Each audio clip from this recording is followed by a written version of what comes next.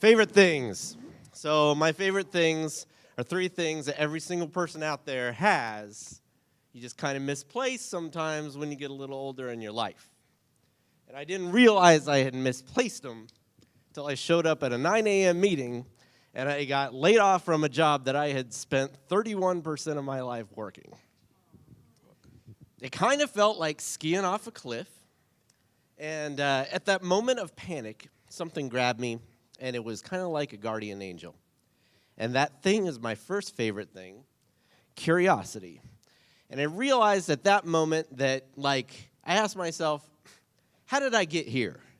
And I mean, not like here tonight. I just took an Uber tonight. But how did I get there at that time in my career? And how I did that was, I was always this curious kid. I was messing around with digital audio, and that was a really weird thing in the late 80s. I was the guy that was into audio engineering, had a really good job, and said, yeah, I'm going to go into video games at the turn of the century when everybody was like, you're out of your mind. That's just something for kids. But I remembered the adventure of it, and I remembered how fun it was to learn all those things, and I got invigorated. I was like, oh, my God, what's the next thing?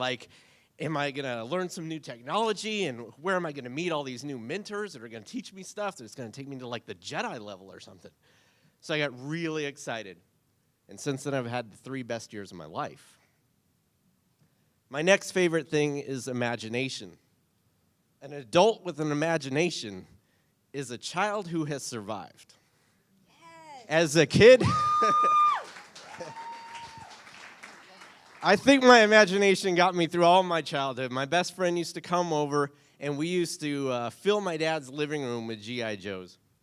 And it was no longer the living room anymore. We had made it like you were behind enemy lines in the swamps looking for the Cobra base. And it wasn't hard to believe that because my dad has really nasty pea green shag carpet. But that imagination has been something that I've cherished my whole life. And just to, create crazy things.